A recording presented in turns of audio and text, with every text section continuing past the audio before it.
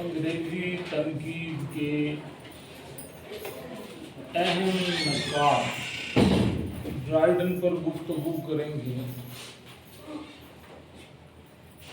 کہ انگریزی میں جتنے تصورات ہیں یہ فرانسیسیوں کے توسط سے انگریزوں کے ہاں رائج ہوئے۔ اور ایک بات آپ جانتے ہی ہیں کہ یورپ میں جو دور افتادہ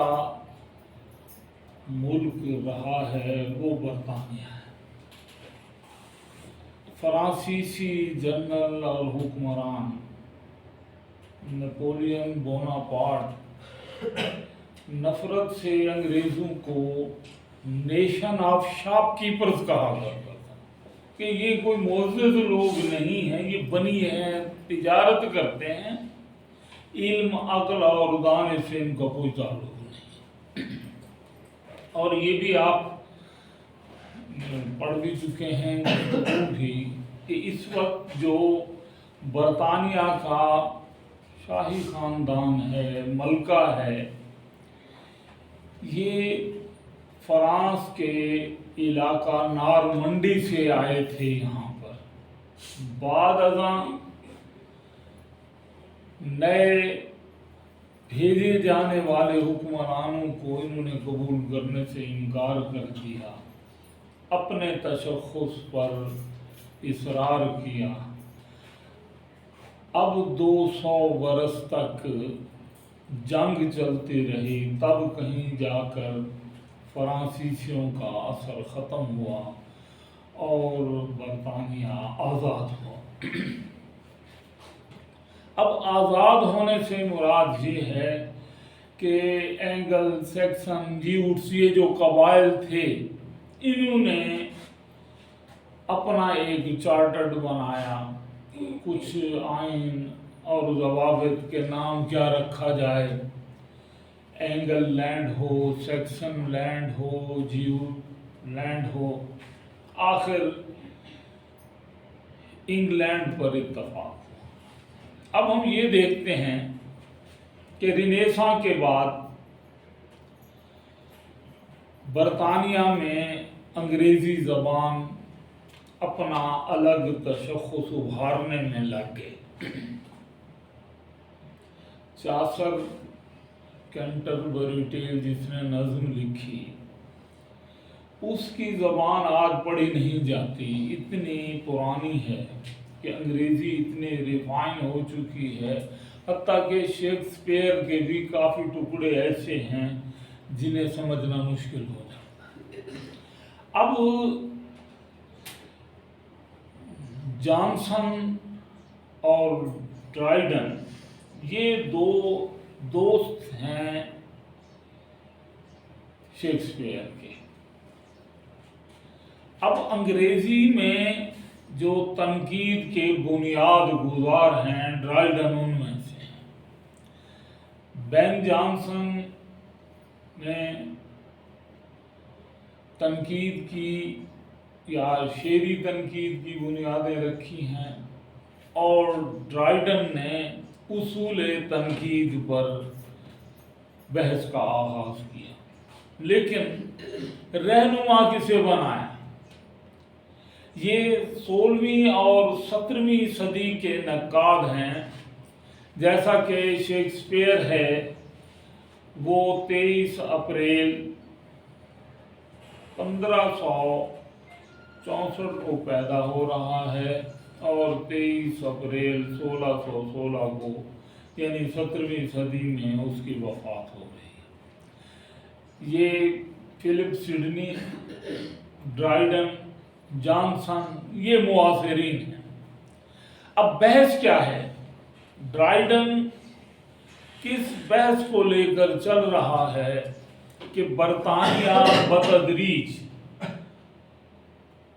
بزنس کی طرف آ رہا ہے، اس کے معائر سٹینڈرڈز بدل رہے ہیں، نتیجتاً یہ جو پیورٹن تصورات ہیں، اصلاح کلیسا کی تحریک ہے،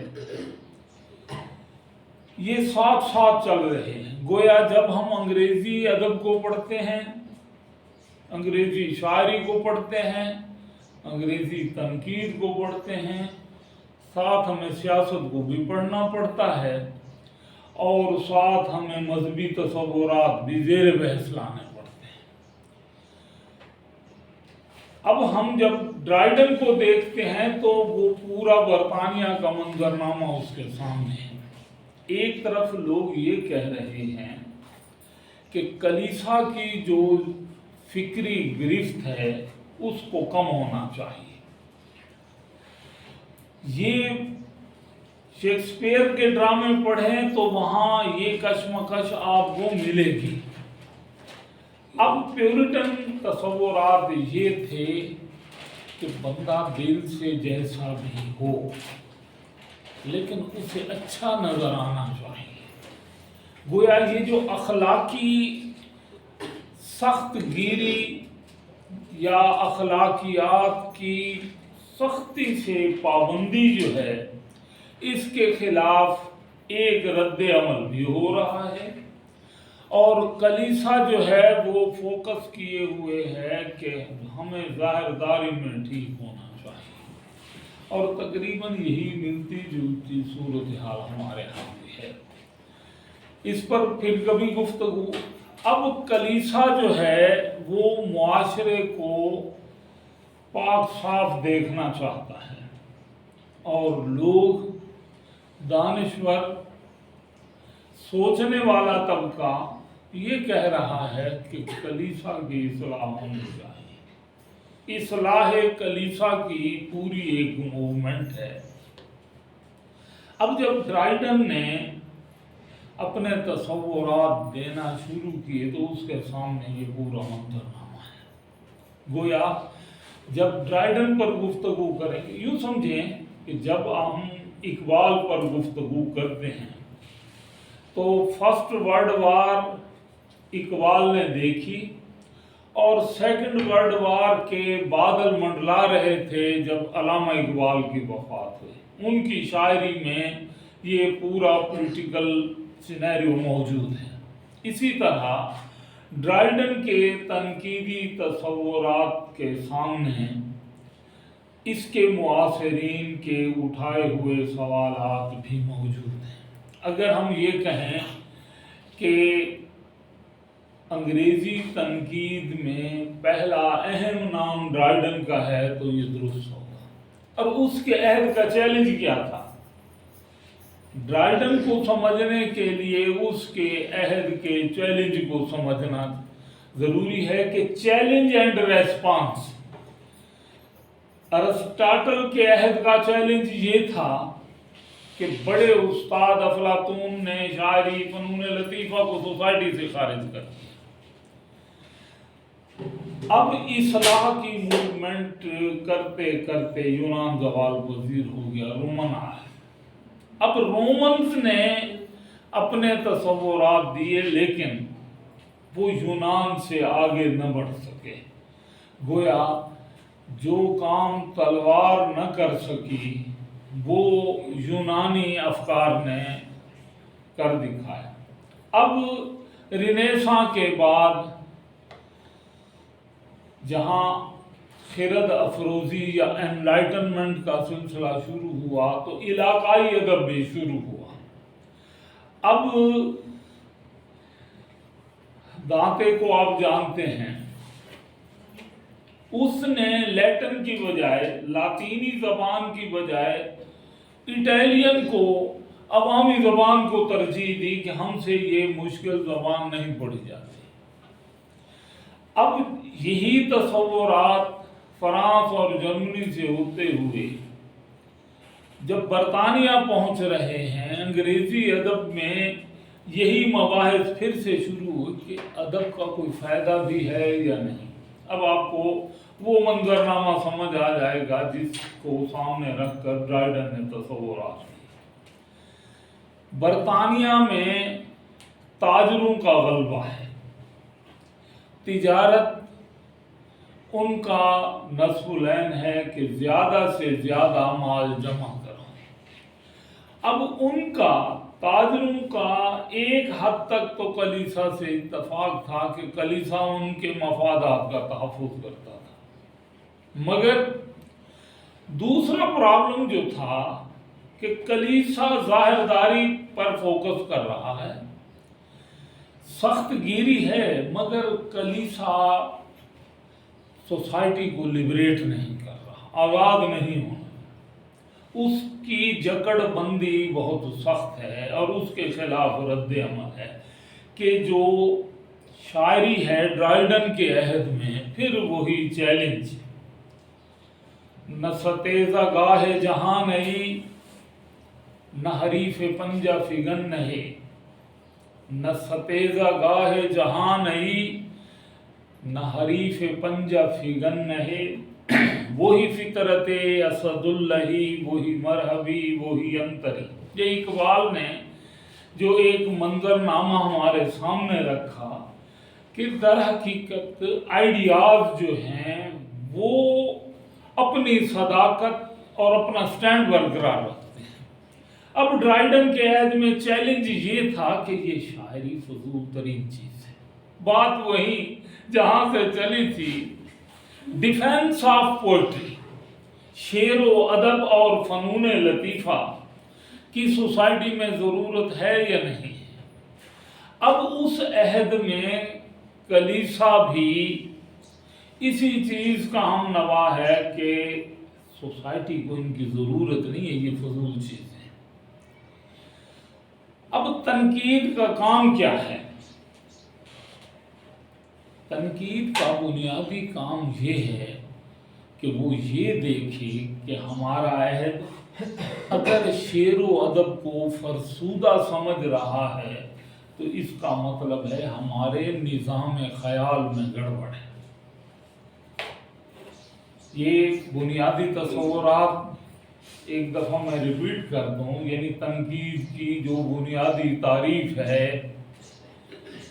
کہ تنقید یہ نہیں ہے کہ دوسرے افکار ادب پاروں کی خامیاں ہی بتائیں۔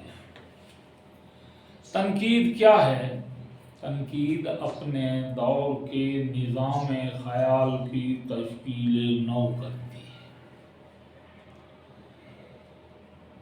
اگر کوئی دور ایسا ہو جب بڑا ادب تخلیق نہ ہو رہا ہو، یا لوگ ادب کو فضول سرگرمی سمجھنا شروع ہوں، تو اس کا مطلب ہے اس عہد کے نظام خیال میں گڑبڑ ہے، اور اس کا یہ بھی مطلب ہے کہ تنقید نے اپنا کام چھوڑ دیا ہے۔ تنقید کس نقطے سے شروع ہو رہی ہے؟ ارسطاٹل ایک چیز کا دفاع کر رہے ہیں کہ شعر و ادب سوسائٹی کے لیے مفید ہے۔ افلاطون کہہ رہا ہے پریکٹیکل نقطہ نظر سے یہ غیر مفید علم ہے۔ اب اس کے بعد یہی چیلنج مختلف ادوار میں ریپیٹ ہو رہا ہے۔ ڈرائیڈن کے عہد میں پھر یہی چیلنج موجود ہے کہ یہ شعر و ادب کا کیا فائدہ ہے؟ جو نو دولتی اور بنیا ذہنیت ہے، جو مفاد اور پرافٹ پر یقین رکھتے ہیں، ان کے نزدیک شعر و ادب یہ فضول سرگرمی ہے۔ اب ڈرائیڈن جو ہے وہ ان تصورات کو جسے ہم شعر و ادب اور فنون لطیفہ کا دفاع کہتے ہیں، یہ ضروری سمجھتے ہیں کہ سوسائٹی کی بہتری کے لیے فنون لطیفہ شاعری بے حد ضروری ہے۔ اور جو تاجر ہے اور جو کلیسا ہے، کلیسا ہر دور میں ہی شعر و ادب کا مخالف رہا ہے۔ وہ چاہے یوں سمجھیں کہ یورپ میں کرسچینٹی کے حوالے سے اثرات ہوں اور ہمارے ہاں علماء ہوں، سارے ایک ہی نقطے کے گرد گھوم رہے ہیں، وہی افلاطونی تصور کہ یہ فضول چیزیں ہیں، شاعری فضول ہے، اس کی کوئی ضرورت نہیں، شعراء فضول ہیں، یہ سوسائٹی کو گڈ ڈلیور نہیں کرتے۔ تو اب ہم یہ دیکھتے ہیں کہ ڈرائیڈن کا ہی عہد ہے، جانسن کا ہی عہد ہے، جب شیکسپیئر ڈرامہ لکھ رہا ہے، ڈرائیڈن تنقید دے رہا ہے، جانسن لسانیات کے مباحث دے رہا ہے، اور یہ سارے ایک چیز کے لیے کمر بستہ ہیں کہ سوسائٹی کو نئے آئیڈیاز دیے جائیں، افکار و تصورات دیے جائیں، اور یہ بتایا جائے کہ ادبیات بے حد ضروری ہے۔ اگر شاعری سے یہ توازن چھین لیا جائے تو پھر اس کا مطلب یہ ہے کہ سوسائٹی بنجر ہو جائے گی۔ اچھا، اب ذرا ایک تصور اور دیکھیں کہ میتھیو آرنلڈ کے دور میں 19ویں صدی میں یورپ میں انڈسٹری کا ایک طوفان ہے۔ لوگ فخر کس چیز پر کر رہے ہیں؟ کوئلے پر، انڈسٹری پر، بزنس پر، اور شعر و ادب کو کیا سمجھ رہے ہیں؟ فضول سرگرمی۔ ایسے عالم میں میتھیو آرنلڈ کیا کہتا ہے کہ ادب تنقید حیات ہے۔ وہ ادب، تنقید اور شاعری کو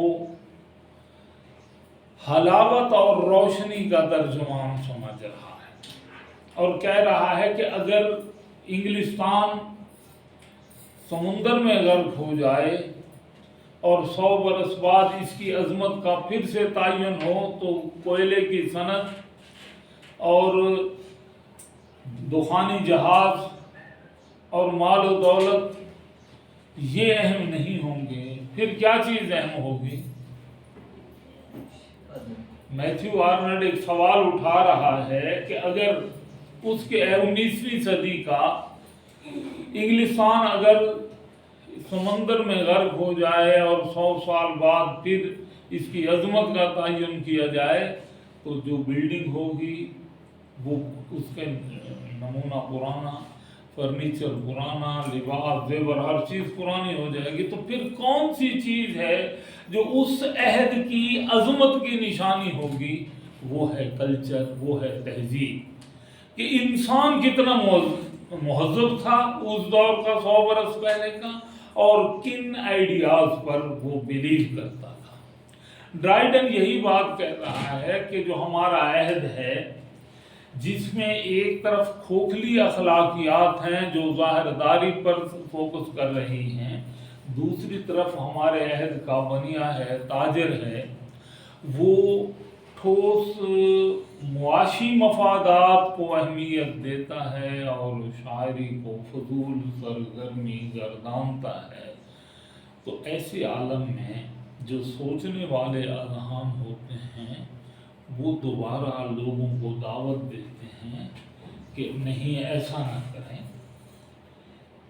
انسانی تہذیب اہم ہے، انسانی فکر اہم ہے، انسانی جمال اہم ہے۔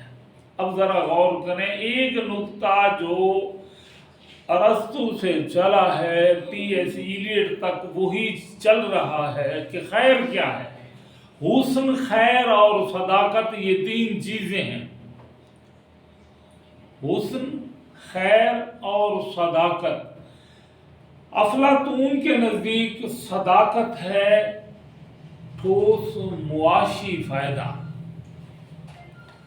لیکن ارسطو کسے اہم گردان رہا ہے؟ ارسطو کے نزدیک کیا چیز اہم ہے؟ وہ کہتا ہے نہیں، حسن، خیر اور صداقت یہ اہم ہیں۔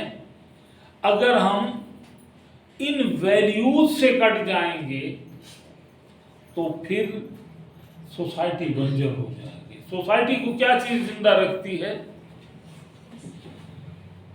افراد جو ہیں کیا معاشی حوالے سے یہ جو ہمارا عہد ہے جو 19ویں صدی پھر 18ویں صدی ہے اور پھر 16ویں اور 17ویں صدی ہے، یورپ نشاط ثانیہ کے بعد جس عمل میں مبتلا ہوا، جہاں ایک چیز بڑی مثبت ہے، سائنسی علوم کا فروغ ہوا، انڈسٹری آئی، 18ویں صدی ایج آف ریزن بن گئی اور یورپ کا انسان اپنی ذات پر یقین کامل رکھنے لگا کہ ہم نے کائنات کے ذرے ذرے کو دیکھ لیا ہے، ہم نے سمجھ لیا ہے، باہر نہیں کچھ عقل خدا داد کی زد سے، اور نتیجتاً انسان اس کائنات میں یوں سمجھیں خود خالق و مالک بن بیٹھا۔ مگر 19ویں صدی میں منڈیوں کی تلاش میں جب جنگیں شروع ہوئیں اور 20ویں صدی میں فرسٹ ورلڈ وار اور سیکنڈ ورلڈ وار نے کروڑوں لوگوں کو لقمہ اجل بنایا، اور اس میں ہوا کیا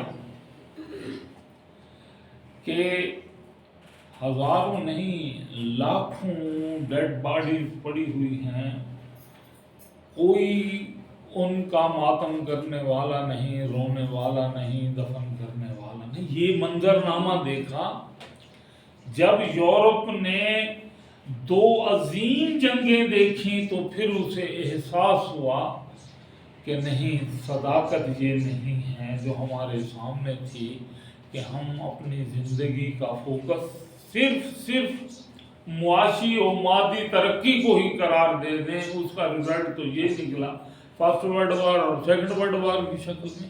نتیجتاً ایک فکری رو چلی ہے یورپ میں 19ویں صدی کے آخر اور 20ویں صدی میں، جسے ایگزسٹنشلزم کہتے ہیں، کہ فرد کو پہلا چیلنج یہ ہوا کہ میں مٹ رہا ہوں، میرا وجود غیر اہم ہے، اس کرۂ ارضی پر میرا وجود اسی حد تک ہے جس حد تک میں اسے سمجھ رہا ہوں۔ اور جب لاکھوں کروڑوں لوگ لقمہ اجل بنتے ہیں تو انسان کتنا غیر اہم ہوتا ہے۔ جب انسان کی عظمت کو ٹھوکر لگی، یہ تنقید ہم پڑھ رہے ہیں، تنقید کے مباحث ہم پڑھ رہے ہیں، جدید ترین جتنے بھی تنقیدی مباحث ہیں، یہ ماڈرنٹی ہے، ماڈرنزم ہے، یہ اسٹرکچرلزم ہے، پوسٹ اسٹرکچرلزم ہے، یہ سارے تصورات جسے اردو میں جدیدیت کہتے ہیں، ان کی بنیاد کیا ہے؟ ان کی بنیاد ہے ایگزسٹنشلزم، کہ جب فرد نے یہ دیکھا کہ خارج کی کائنات میں ہمارے لیے بقا نہیں، تو وہ اپنی ذات میں سمٹ گیا۔ یہ سارے تصورات کہاں سے آ رہے ہیں؟ اسی فکر سے جو ڈرائیڈن لے کر بیٹھا ہے کہ لوگوں کو یہ بتائے کہ ادبیات بہت ضروری ہے، یہ شاعری میں حسن، خیر اور صداقت کی ویلیوز اہم ہیں، ادب اہم ہے، لیکن بنیا اسے تسلیم کرنے کو تیار نہیں، چرچ اسے تسلیم کرنے کو تیار نہیں، چرچ کی کھوکھلی اخلاقیات اس ریئلٹی کو قبول کرنے کے لیے تیار نہیں کہ شعر و ادب سوسائٹی کے لیے مفید ہے۔ شعر و ادب سوسائٹی کے لیے مفید ہیں، اسے کلیسا سمجھنے کے لیے تیار نہیں، اسے تاجر سمجھنے کے لیے تیار نہیں، اور اب ادب کی بقا کو جو خطرہ لاحق ہے، اس خطرے کو بھانپ رہا ہے شیکسپیئر بھی، جانسن بھی، ڈرائیڈن بھی، فلپ سڈنی بھی۔ یہ سارے لوگ دیکھ رہے ہیں کہ ادب پر اگر ہمارا ایمان اٹھ گیا تو سوسائٹی بنجر ہو جائے گی۔ اس کا جواب دے رہا ہے اسی فکر کا میتھیو آرنلڈ۔ اس کا ایک جملہ ہے کہ سائنسی ترقی نے مذہب کی صداقتوں کو ہلا کر رکھ دیا ہے.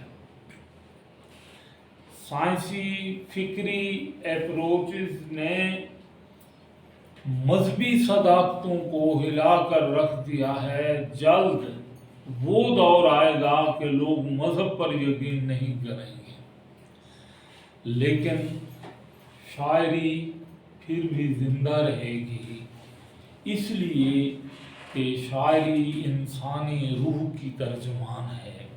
ہر عہد کے انسان کو ایک چیز ضروری ہے، وہ ہے اس کے روح کے تقاضے، جو مذہب پورا نہیں کر رہا. اب یعنی چیلنج یہ ہے کہ مذہبی طبقہ ہر دور میں پریگماٹزم کا شکار ہوتا ہے، عملی افادیت. مذہب کی اخلاقیات کیا ہے؟ عملی افادیت. بھائی دیکھنا یہ ہے، ایک سوسائٹی کا خارج ہے، ایک سوسائٹی کا داخل ہے، سوسائٹی کی روح ہے، اور اگر سوسائٹی کی روح بنجر ہو جائے گی تو پھر سوسائٹی برقرار نہیں رہے گی.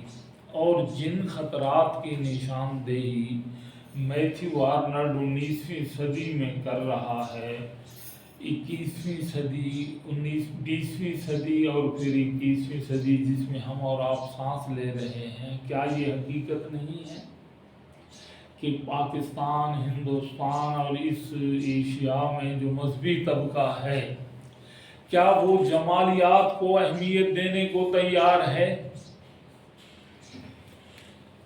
جو چیلنج آج پھر ہمیں درپیش ہے وہ یہی ہے کہ شعر و ادب فضول سرگرمی ہے. ٹی ایس ایلیٹ کیا کہتا ہے؟ ٹی ایس ایلیٹ شاعری کا سماجی منصب اس کا بڑا اہم مضمون ہے. وہ کہتا ہے کہ اگر آپ فلسفہ پڑھنا چاہتے ہیں تو پھر شاعری نہ پڑھیں. اگر تاریخ کا مطالعہ کرنا چاہتے ہیں تو ایسے ادب پاروں کا مطالعہ نہ کریں جس میں تاریخی سچائیاں ہوں. اگر آپ اخلاقیات کے اصول جاننا چاہتے ہیں تو پھر اخلاقیات پڑھیں. اگر آپ سائنس جاننا چاہتے ہیں تو پھر براہ راست سائنسی علوم پڑھیں. لیکن اگر آپ کسی قوم کی روح کو جاننا چاہتے ہیں، قومی ادب، اس نے یہ کہا ہے کہ شاعری کسی قوم کی حقیقی نمائندگی کرتی ہے. اگر آپ شاعری کو، اس کی روح کو سمجھنا چاہیں تو کسی قوم کی روح جھلکتی ہے اس کی شاعری میں. اور پھر ایک تعریف شاعری کی سڈنی بھی کر رہا ہے، ڈرائیڈن بھی کر رہا ہے کہ شاعری وہ نہیں جو صرف منظوم ہو، نثر میں بھی شاعری ممکن ہے. یہ تصورات آپ نے پڑھے ہیں، نثر میں شاعری کی. نثر میں شاعری کیسے ممکن ہے؟ یہ بنیادی تصورات یہ ہیں. ارسطاٹل بھی یہی بات کہہ رہا ہے کہ شاعری اور چیز ہے اور نظم اور چیز ہے. دو چیزیں ہیں، ایک ہے پوئٹری، ایک ہے پوئم.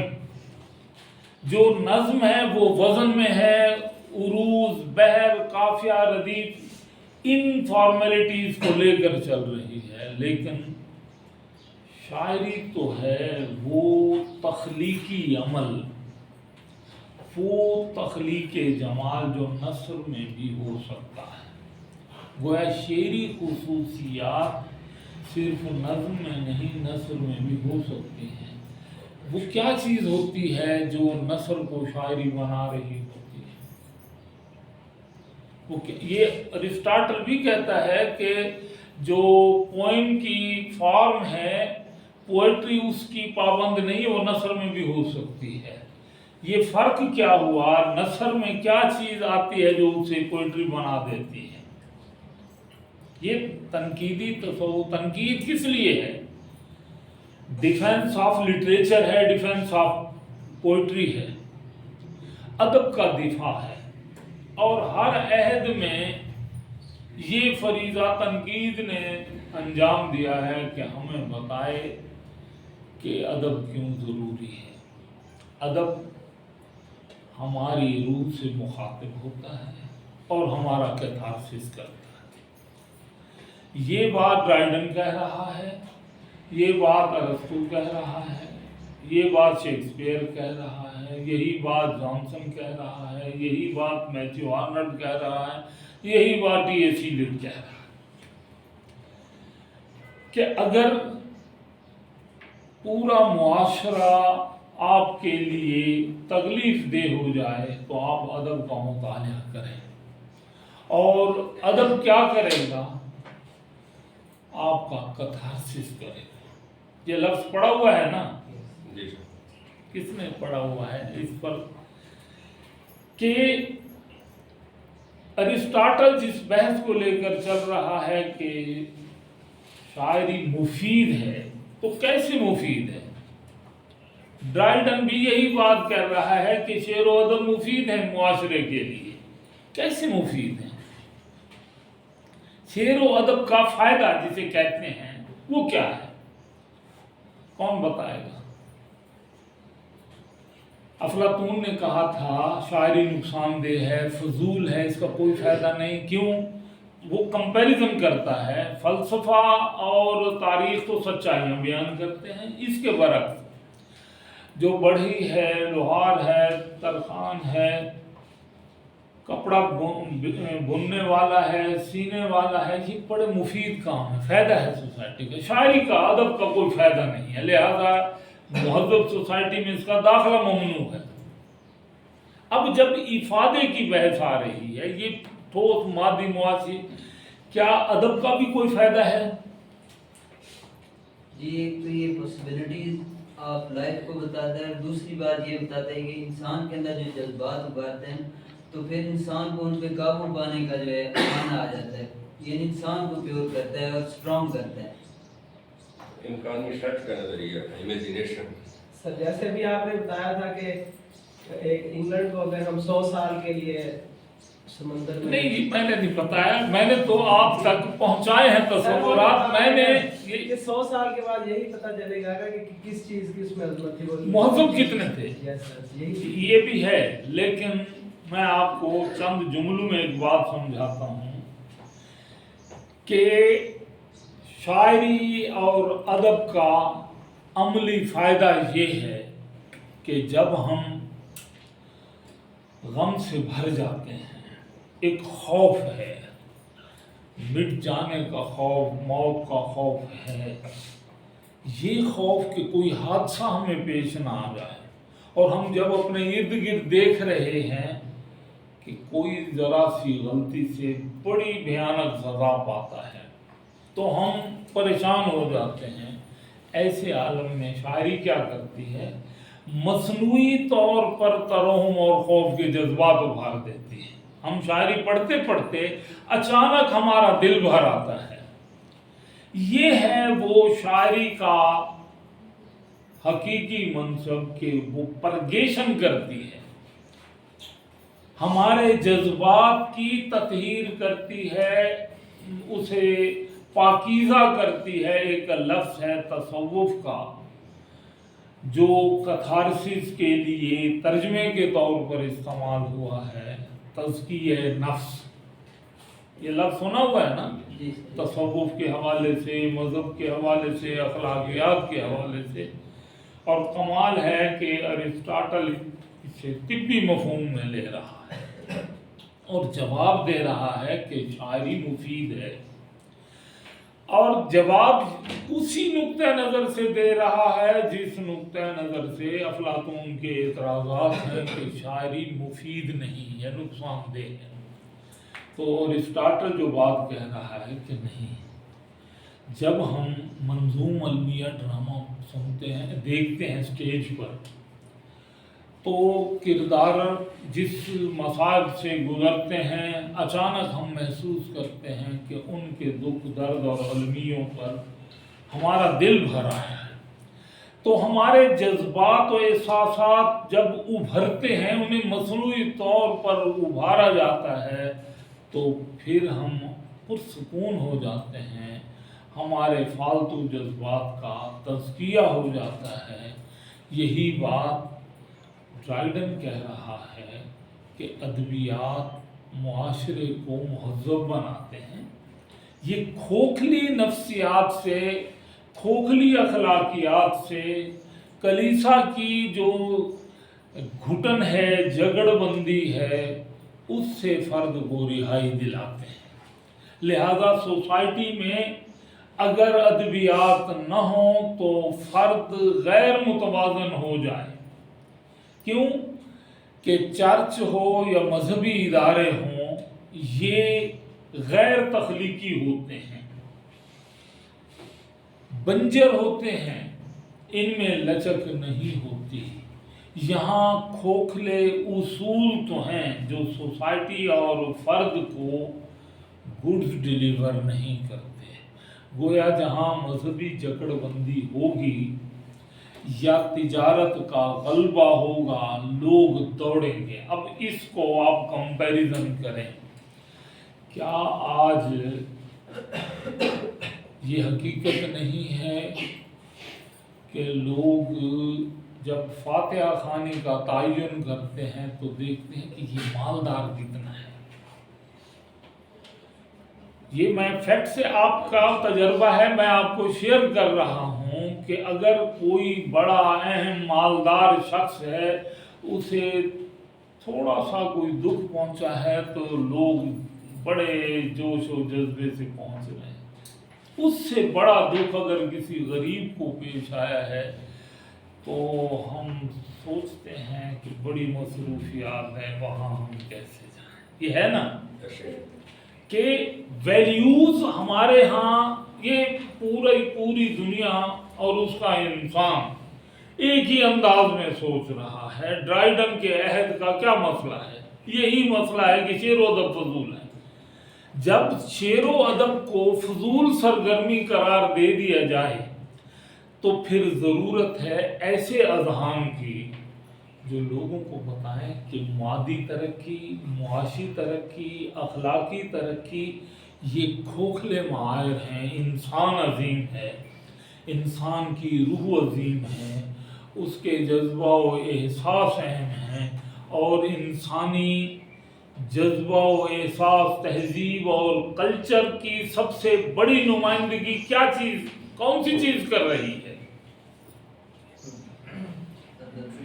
انسانی ویلیوز کی نمائندگی شاعری کر رہی ہے، انسانی ویلیوز کی نمائندگی ادب کر رہا ہے۔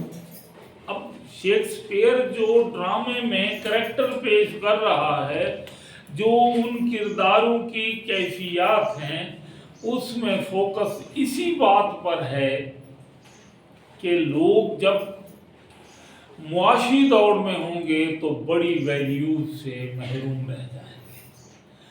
اب یونانی دور، رومی دور اور پھر نشاط ثانیہ کے بعد کا انگریزی ادب، وہی تصورات چل رہے ہیں۔ ٹی ایس ایلیٹ کیا کہ اس کی نظم ہے، سب سے بڑی نظم جو 20ویں صدی میں لکھی گئی انگریزی میں، اس کا نام جانتے ہیں؟ جاننا چاہیے۔ اس کا نام ہے the Waste Land, T S Eliot کی، تھامس ٹن ایلیٹ کی نظم دی ویسٹ لینڈ۔ اب اس نے، یہ 1964 میں فوت ہوا ہے، یہ امریکی تھا اور اس نے امریکہ کو چھوڑ دیا۔ ٹی ایس ایلیٹ نے امریکہ کو چھوڑ دیا، کیوں؟ وہیں پلا بڑھا، تعلیم حاصل کی، اور جب شاعری شروع کی تو اس نے کہا امریکہ ایک غیر روایتی معاشرہ ہے، اس کی ویلیوز نہیں ہے، اور جس معاشرے کی ویلیوز نہ ہو وہاں بڑی شاعری ممکن نہیں۔ تو اس نے نہ صرف امریکہ چھوڑا برطانیہ آیا، لندن آیا، پھر یہاں کی شہریت لے لی اور مرتے دم تک یہیں رہا۔ اس نے نظم لکھی ہے دی ویسٹ لینڈ، ویران زمین، بنجر زمین، اور یہ ویرانہ وہ کسے کہہ رہا ہے؟ ادبیات کے طالب علم کو بڑے ادب پاروں سے شناسا ہونا چاہیے۔ دی ویسٹ لینڈ جو ہے یہ 20ویں صدی کی سب سے بڑی نظم ہے۔ وہ کہہ رہا ہے ہمارا عہد، ہماری کرۂ ارضی کو وہ ویسٹ لینڈ کہہ رہا ہے۔ جب کروڑوں لوگوں کی اموات اس نے دیکھی تو اس کے نزدیک ہماری زمین کرۂ ارضی ویران ہو گئی ہے، اور اسے کون سی چیز پھر سے ریوائیو کرے گی، اسے زندگی کیسے ملے گی؟ مذہب اور اخلاقیات نہیں۔ اسے شاعری جو ہمارے کلچر کی، ہماری تہذیب کی، ہمارے روح کی ترجمان ہے، وہی لوگوں کو سروائیول عطا کرے گی کہ مایوسی سے وہ بچ کر اگر پناہ لے سکتے ہیں تو ادب ہے۔ یہی وجہ ہے کہ ہر عہد میں ڈیفینس آف پوئٹری اور ڈیفینس آف لٹریچر کا فریضہ انجام دیا گیا، اور یہی کام اپنے دور میں ڈرائیڈن انجام دے رہا ہے۔ شیکسپیئر یہ شیکسپیئر کو ملنے جاتا تھا، ڈرائیڈن کی دوستی تھی شیکسپیئر سے، ایک ہی دور کا ہے، اور وہاں شیکسپیئر کہہ رہا ہے کہ جو یونانی ڈرامہ ہے، ارسطو کے تصورات ہیں، وہ پورے نہیں اترتے۔ اس نے ڈرامے میں پلاٹ کو وہ اہمیت نہیں دی جو ارسطاٹل نے دے دی۔ اس نے کردار کو پہلے نمبر پر رکھا، جبکہ ارسطاٹل نے کردار کو دوسرے نمبر پر رکھا۔ کردار کی کشمکش جو ہے ایلیٹ اپنا شیکسپیئر کے نزدیک پہلے درجے پر ہے، اور پلاٹ اس کے نزدیک اتنا اہم نہیں جتنا فرد کی کیفیات۔ اسی طرح اس عہد کا جو چیلنج ہے، ڈرائیڈن اسے سمجھ کر پھر سے اپنا تاریخی فریضہ انجام دے رہا ہے کہ ادبیات معاشرے کے لیے ضروری ہے، اور ہمارا عہد جس میں اصلاح کلیسا کی تحریک چل رہی ہے کہ کلیسا بھی ہماری روح کو پنجر کر رہا ہے۔ کیوں کہ وہ جو اخلاقیات کے کڑے معائر ہیں وہ ہماری روح کو کچل رہے ہیں۔ شاعری، ادب اپنے عہد کی ترجمان ہے۔ ہم شعر و ادب سے وابستہ رہ کر ہی ذہنی اور روحانی طور پر سروائیو کر سکیں گے، کیونکہ انسان جو ہے اسے کڑے اصولوں پر نہیں جانچا جا سکتا۔ وہ جو چیزیں ہر عہد میں کھوکھلی اخلاقیات جو ہیں، ہر عہد میں اس کے خلاف احتجاج کس نے کیا ہے؟ شاعری نے کیا ہے۔ شاعری ہی سب سے بڑی نمائندگی کرتی ہے احتجاج کی، فرد کے روح کی، معاشرتی گھٹن کی، کہ جب سانس لینا دشوار ہو جائے تو ایسے عالم میں ادب ہماری پناہ گاہ ہے۔ اور یہی بات ڈرائیڈن ہم تک پہنچا رہا ہے کہ ہم اپنے عہد کے بنیاپن، اپنے عہد کے کلیسا، اس کی اخلاقیات اور مادی ترقی اور تصورات کو چھوڑ کر ادب سے وابستہ ہو جائیں، اور ادب ہی سوسائٹی کی فلاح کا ضامن ہے۔ ادب ہی فرد کے تقاضوں کو، روح کو، کلچر کو محفوظ کر سکتا ہے۔ جب ہم ادب چھوڑتے ہیں تو سوسائٹی ویران ہو جاتی ہے۔ سوسائٹی کی بقا اس میں ہے کہ ہم شعر و ادب اور فنون لطیفہ کو برقرار رکھیں، کہ یہ ہماری کریٹیویٹی کی علامت ہے۔ شاعری کریٹیویٹی کی علامت ہے، اور جو ٹی ایس ایلیٹ کہہ رہا ہے کہ قومی زندگی کی عکاسی سیاسی اداروں، حکومتی اور انتظامی اداروں سے نہیں، آپ کے کلچر سے ہو رہی ہے، اور کلچر قومی خصوصیات کی سب سے بڑی نمائندگی ادبیات اور بالخصوص شاعری کر رہا ہے۔ لہذا پھر وہی بات کہ ڈیفینس آف پوئٹری یا ادب سے وابستگی کے بغیر معاشرہ بنجر ہو جاتا ہے۔ پھر ہم کھوکھلے معائر اور سٹینڈرڈ کو لے کر آگے چل رہے ہوتے ہیں، جس کا نتیجہ کیا نکلتا ہے کہ فرد اپنے ظاہر کی طرف متوجہ ہوتا ہے اور اپنی باطنی آنکھ کو بند کر لیتا ہے۔ آج کے لیکچر کو میں سمیٹ رہا ہوں کہ جب فرد اپنے داخل سے توجہ ہٹاتا ہے تو پھر وہ کہاں ہوتا ہے۔ ایک چیز میں آپ کے سامنے رکھتا ہوں، 10 اپریل 1988 میں ایک اسلحے کا ڈپو تھا راول پنڈی میں، وہ اوجڑی کیمپ جسے معروف ہیں، وہ پھٹا تھا۔ وہ تو بہت سے اسباب و عوامل ہیں، لیکن ہوا یہ کہ بہت سے میزائل چلے، بہت سی کوٹھیاں، بہت سے پلازے اور 200-300 کم و بیش لوگ لقمہ اجل بنے۔ تو ہوا کیا، ایسے عالم میں جب لوگ مر رہے تھے تو لوگوں کی کیفیت کیا تھی؟ ایک خبر آئی کہ ایک شخص اپنے ہاتھ میں ایک تھیلا لے کر جا رہا ہے اور پھر اسے گولی لگی، وہ مر گیا۔ تو سارے لوگوں نے جو وہاں ارد گرد ایمبولینس وغیرہ کہ یہ شخص شاید بچوں کے لیے کوئی کھانا لے کر جا رہا ہوگا، گھر کا سامان لے کر جا رہا ہوگا۔ جب اس کے ہاتھ سے تھیلا لے کر اندر دیکھا گیا تو سارے لوگ خوف زدہ رہ گئے۔ ایک عورت کا کٹا ہوا بازو یہاں تک، کوہنی تک، جس میں اس نے سونے کی قیمتی چوڑیاں پہن رکھی تھیں، وہ لے کر جا رہا تھا۔